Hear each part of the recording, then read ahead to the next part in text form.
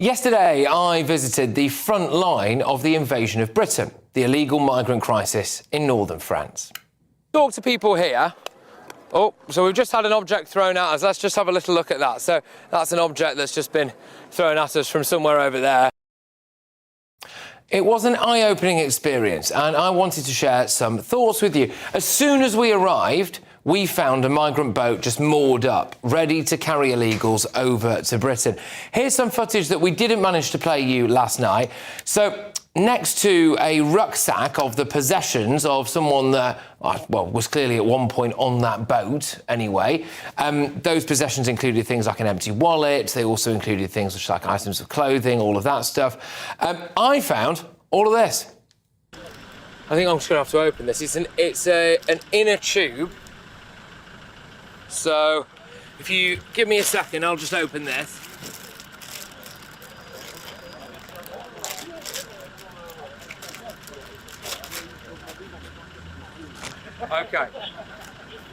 Okay, so they inflate these and then put them around themselves and use them as a life jacket. And in here, there's 1, 2, 3, 4, 5, 6, 7, 8, 9. You know what? Look at this. Look at this.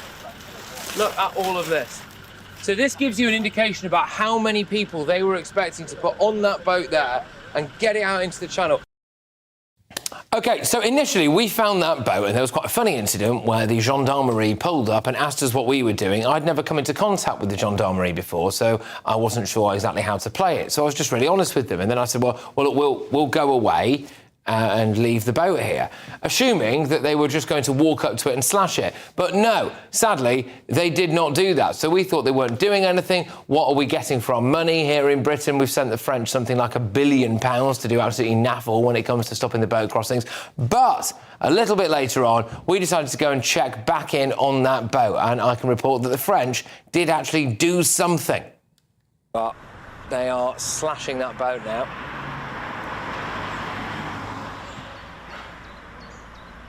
So, it is proof that the French do actually do something with our money, to be fair, isn't it? That boat has been slashed. Well, that made a nice change because they're doing absolutely nothing to stop this. I have never seen anything like this in my life. Wow. Hello, everybody.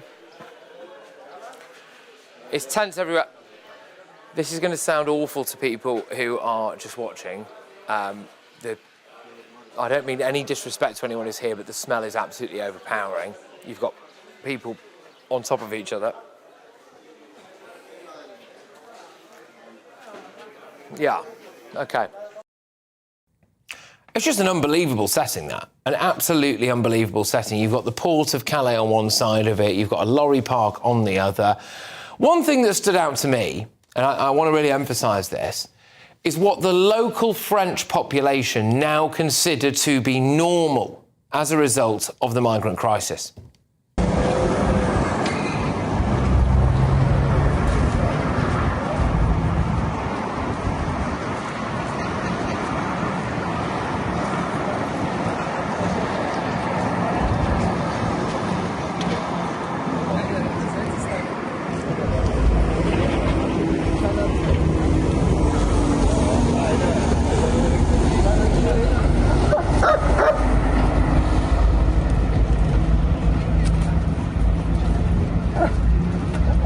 OK, so that was a major supermarket at a bus stop between Calais and Dunkirk. And what you saw in that 30-second snapshot there was migrants who had just been bussed in.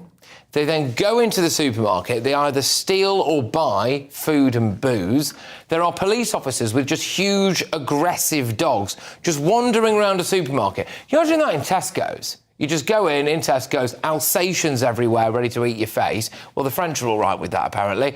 And the fields all around that supermarket there are just migrant camps. The main road is just a caravan of illegal immigrants. And the French have got so used to it that it seems that they just accept it. Do we want that to happen here in Britain? Because I'm telling you, that's the way it's going. I don't want to live my life like that. Another thing that stood out to me was how deluded I think many of the aid workers are.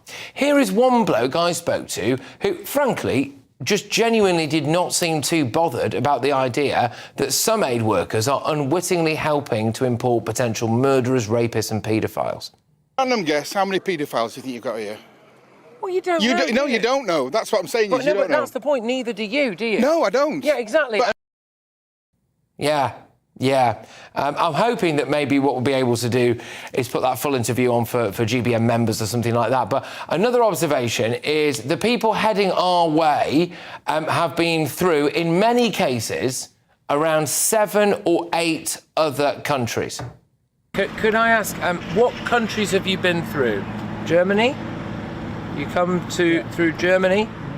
Where else? Bulgaria, Germany, any others? Any other country to get here? I come from Turkey to Bulgaria. Yep.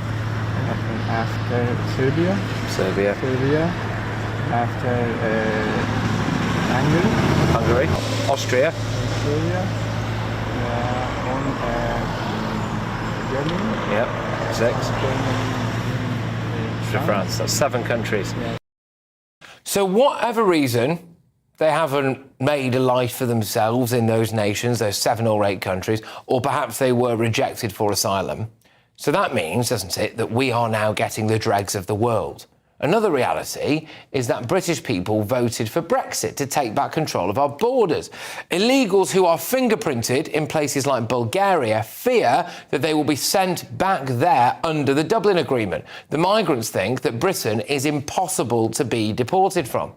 By far and away, the biggest takeaway is that they think Britain is a land paved with gold. Do you think that they give you money in England? Yes. Right. Yes, but I think they are give me England. They are give me money. You can help me anything. I can need you. Why should English people pay for you to have a house? Maybe they give me house. They give me anything I can need. They give me. So, why aren't we telling them that there is nothing for them here? We need to be proactive. Send people to those camps and tell everyone that there is nothing for them in Britain. Why is it only the likes of Care for Calais and these random, in some cases quite nutty aid workers that are operating in these camps? Why haven't we got representatives of Britain there to say, look, there is nothing for you in Britain? The fact is, every single illegal migrant in northern France is there only because they want to come to Britain. They're all going to try. I suspect they will all get in. I'd like Sir Keir Starmer to go to where I went yesterday and just tell me which ones he'd like living next door to him. Let's get the thoughts of my panel, Director of Popular Conservatives, Mark Littlewood, activist and landlord Adam Brooks, and, of course, as well, we've got broadcaster Nina Mishkov. Right, Mark, the problem is clearly utterly vast. They're all on the way to Britain. They're probably all going to get in. I mean, do we just have to be doing a bit of proactive negative PR about Britain here? I mean, what do you think? Yeah, I mean, I roughly agreed with your solution, but of course if we're going to tell them that their prospects of getting into the UK and staying here are somewhere approaching zero, that needs to be true. These people have correctly calculated the odds, I would say, and what we've actually got to do is to make sure that their odds calculation changes based on fact. I mean, we could go and leaflet them saying it's not true, but would they believe us? The truth of the matter is you can get in here relatively easily, but these people will be making a very rational mathematical calculation. What's my chance of making it? There's obviously a risk of death crossing the channel in a small boat. If I get there, what's my chance of remaining? What's my chance of a hotel room? And the answer to all of those questions at the moment is the risk is probably worth it. We've got to tilt those odds. Another big standout for me was the normality with which the French public see all of this. So, you've got this thing of people being bussed in, legal migrants being bussed in, police officers with dogs, migrants coming out with shopping trolleys full of booze and just being stopped by the massive dog and having to put it on the floor because they've obviously nicked it before they go back down there. That's just like going to Tesco's for the locals. I don't want that over here. We've had locals and we've had local officials tell us about machete wars and gunshots being let off by these people around Dunkirk and Calais. You probably had the best protection ever yesterday, which was a camera. Absolutely. 100%. Okay, so that they don't want to highlight what's happening. If you didn't have the camera, some of those situations would have turned violent, in my opinion. We've got people from Sudan and Eritrea. I watched a lot of that. These are places where, no disrespect, you could see a severed head on the side of a road. These people are desensitised to aggression and to violence. And all of these people in these camps will end up here, and we will deport none of them. At the end of the day, Labour is making a huge song and dance about getting rid of 24,000 people. These are mostly like Vietnamese overstayers, Brazilians that have overstayed on their visa. They are getting rid of none of these. Yeah. And these are the people that are dangerous and are going to make Britain a worse place. Yeah, Nina, look, I spoke to a lot of people yesterday, and a lot of them are very nice, don't get me wrong. I think I spoke to maybe one or two lads, who I thought stood a chance of contributing if they came to Britain. The rest of them I thought were destined for benefits. Why do we want to introduce all of that, do you think? Well, there are several things wrong with the situation. First of all, there should be places where they can be processed, say in France or in their own country. We haven't got that at the moment. The trouble is that you cannot turn off a tap instantly. Keir Starmer, as far as I can tell, is doing your jaw. As soon as I mentioned Keir Starmer, your jaw started flicking. Triggered him. Bloody hell. I know what you're going to say, Nina, and I'm just going to be shaking my head. No, I'm going to say, the thing is, what we needed to do was going to... He's gone, you know... It's all right, go on, get it out. So Keir Starmer is... I understand it, is trying to make better relations with France. Now...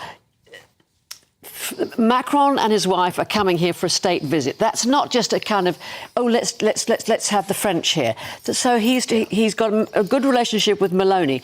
The King and Camilla went to Rome. OK, so he's trying to get a better deal. Domestic settings. No. Can I just put this to you, Mark? Sorry, but can I just put this to you? I asked a load of those people. So there was a guy from Kuwait who had tattoos everywhere and all of this stuff. And I spoke to one of the Sudanese individuals and someone else as well, I think from Afghanistan. And I said to them, OK, so let's say you get to Britain and you're told you can't stay and you're going home. What do you do? And they all said, we'd just go, you're not sending me back. Yeah. That's it. Yes, but some of the situations, what Adam is talking about, severed heads on the road, they don't want their own head to be severed. One second. Many of them are fleeing. Our immigration policy cannot be that we would let in any human being who would have a better life in Britain. Exactly. Because this would be about 5 or 6 billion people across the world. Well, I understand so it has to be an enormously stricter test than that. If the criteria is you would have a better life here in Britain than where you're from, then, we're going to get a lot more than a million people a year. We're going to get hundreds of millions. That. So we've got to work out what the criteria is. And what the government's got to do is, I'm not against, obviously, the Prime Minister talking to President Macron or Meloni or the King going to Italy, but we've got to change our domestic settings. The Labour Party initially said we're going to get rid of asylum hotels. That's been buried. Sorry, I'll get this with Mark, and then I'll bring you two on something else. But I was really keen to ask you about this. So there were a few of them that were saying to me they were quite clued up, they thought, on the Dublin Agreement. So they'd been through places like Bulgaria or Serbia or whatever, and that they'd had their fingerprints taken and things. And that they were, if they were caught or picked up by police in any other EU country, they would be sent back to their first state. We, as a result of leaving the European Union, are now not in the Dublin Agreement.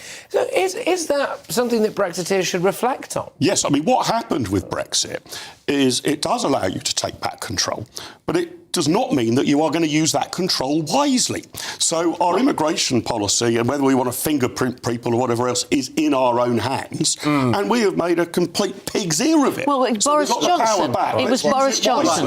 This is quite important because a lot of so-called lefties are on X and on social media will go, oh, it's all Brexit's fault. No, the timing is very similar to the time when we left the European Union. This is a worldwide migrant problem. They would have come anyway. The Dublin Agreement was used a handful of times and it was hardly used because there could never be an agreement. I think it was only used maybe to send back 80 people or something like this. So when the left try and say that we can't put them back because of the Dublin Agreement. That's absolute But nonsense. Nina's got a point. We've got powers we haven't used. The thing is, with Brexit, Boris Johnson failed to get a proper deal, failed to address the Dublin Agreement situation, failed, and from 2019 to 2024, immigration quadrupled. That's under the Tory. That's under Boris Johnson. Germany and France too. This is not a Brexit problem. It is a Brexit problem. If it was a Brexit problem, why has Germany got millions of them? Because they opened their borders deliberately under Angela Merkel. You can blame Boris, but you can't blame Brexit. You can blame Boris and you can blame Brexit. Fine. OK. All right. Well, there we go. Well, look, there's keep your eyes peeled. I think for things like GBN Originals and a couple of other aspects of our website as well, because there'll be some longer clips of some interviews that I did there that haven't made it onto television so far. But thank you very much, everybody who was watching.